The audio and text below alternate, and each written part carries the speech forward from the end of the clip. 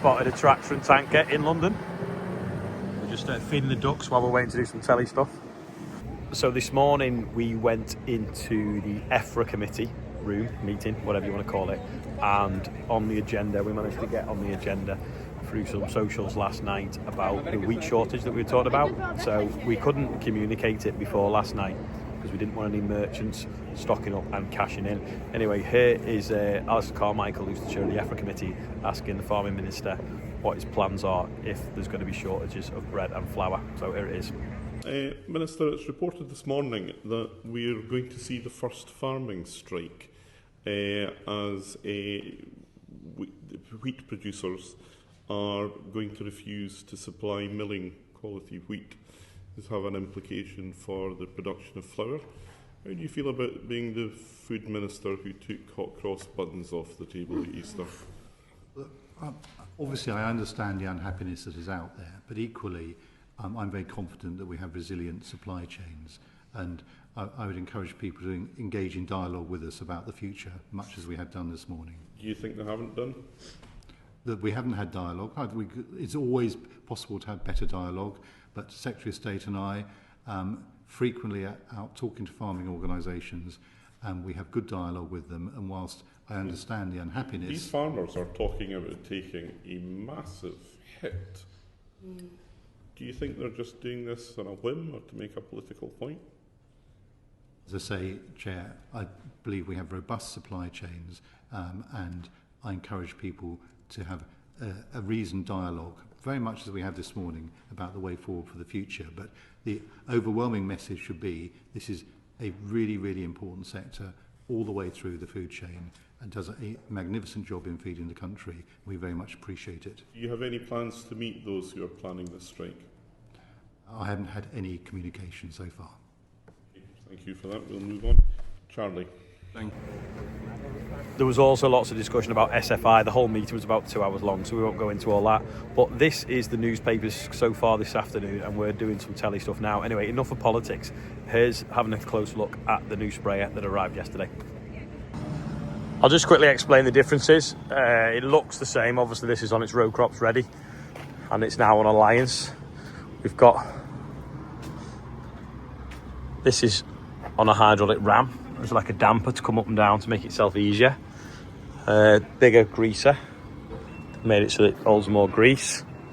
And then obviously the nozzles, individual nozzles shut off. PWM, pulse width modulation or capstan, whatever you want to call it. You twist it to what nozzle you want. But it always has the same pressure, but then pulses to put the whatever quantity you want on. So slightly different lights as well. Obviously 3.5 years newer. Hopefully this holds its money as well as this one did, because that one is pretty much worth what I paid for it 3.5 years ago, which is great because it means it's been a very cheap sprayer to own and operate.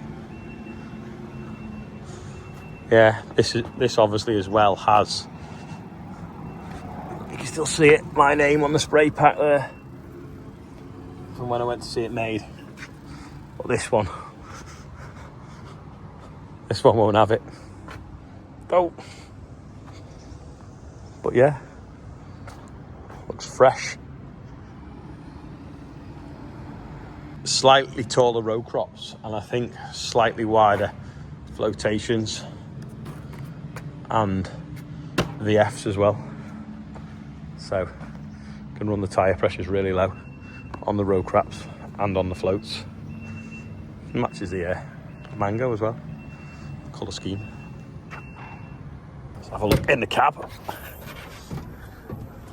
Pretty much the same as the other one. A few different switches here though, and Apple CarPlay.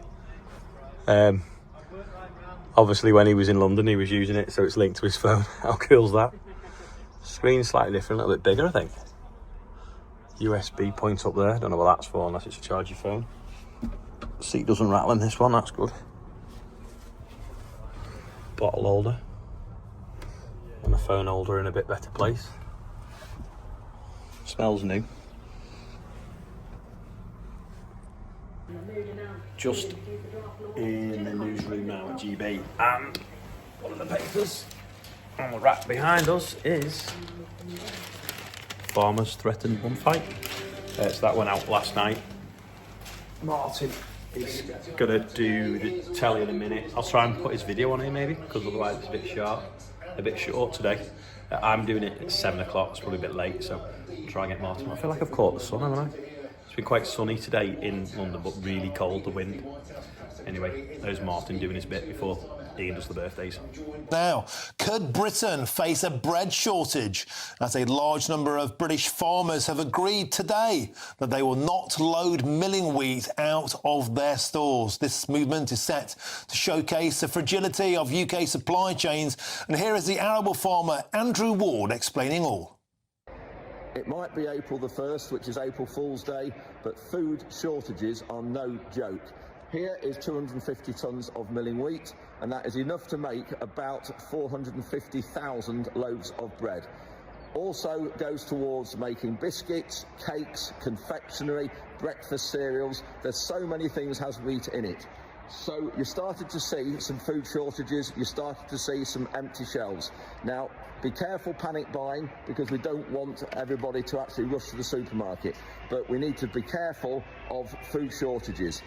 If you wonder why the shelves are empty, ask your MP.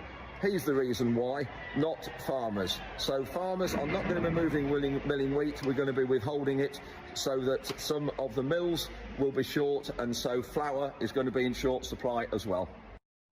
So there we go, that's Andrew Ward explaining there could be Soviet-style bread queues, shortages of basics in Britain because the farmers are going on strike. Well, I'm joined now by one of those farmers who's leading this movement. Martin Williams joins me in the studio. We've been talking, Martin, for many, many weeks about how your protests have been very Queensberry rules. What's the next stage? The next stage seems to be you're choking the wheat supply. Tell us more. Well, we've been here several times, haven't we? And we've tried to be polite, we've been lovely, and we've come down here and we've offered a chance to speak, and we've just failed to get that sort of dialogue. I was in the EFRA committee this morning watching Daniel Zeichner, being the minister, being questioned by Alistair Carmichael, and the suggestion was that there would be no change to their resolute opinions. And so what does someone do when you can't even get dialogue? We've just seen James Murray. He does come out of Treasury now and then. He was standing on the Parliament lawn there just talking about the American tariff deal. So we have to have a dialogue, and we've been down here offering dialogue. What do we have to do? Do we have to show some sort of solidarity in the farming world and create public opinion that, look, farmers are there to be feeding us, show us what we do, and highlight the problems of food security. I mean, the food security issue is massive. We've just been talking about tariffs. 2 years ago, we imported 400,000 tonnes of milling wheat. We always have to, because sometimes we don't grow the right varieties and we can't. This year, so far, we've imported 675,000 tonnes. We've cut our arable production 600,000 hectares in the last 12 years.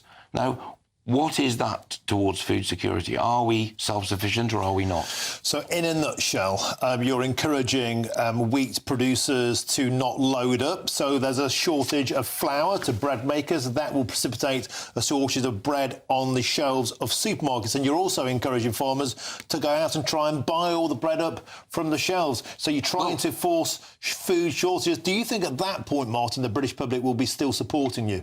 Well, we hope the public will support a movement to create some noise around food so that they understand the issues that we've got. I mean, we started off with this inheritance tax issue back in November. It still hasn't moved, and the food is part of that, and food security has become up and up the agenda. And so to highlight to the general public, if they're not understanding what it is we're talking about, tax is a very boring thing. But if you've got food missing off a shelf, that becomes very apparent, doesn't it? Whether this will create anything or not, who knows? There are sheds full of milling wheat around the countryside, and no doubt there are many phone calls being had this afternoon after they realised it wasn't an April Fool to try and fill that gap. But let's hope that there is enough of a shock in that system to make people think, what are these farmers here for and how important we are. And are farmers, we've got a very quick 20 seconds, are farmers behind you? Are they prepared to maybe go without for their families to support the broader community? Well, I don't think they have to. The contract situation on a milling wheat is that, and wheat in general, is that you move on a buyer's call in a month. And so over that month, I dare say, those contracts will be fulfilled. So it's not putting farmers at risk on a day-to-day basis. OK, Martin Williams there, one of the leaders of the militant movement, you might call it. The farmer strike stepping up. Will it be the best thing since sliced bread? Well, I'll tell you who is, Michelle Dewberry. Next stop in here to go and meet some more MPs. Thank you.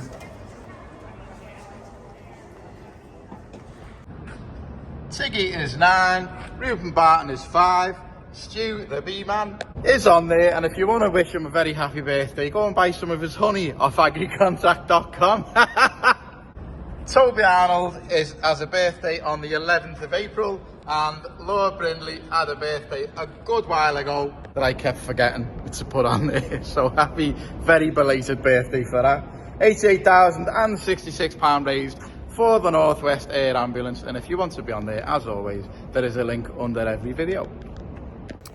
That is probably all for today, so thanks for watching, and I will see you all tomorrow.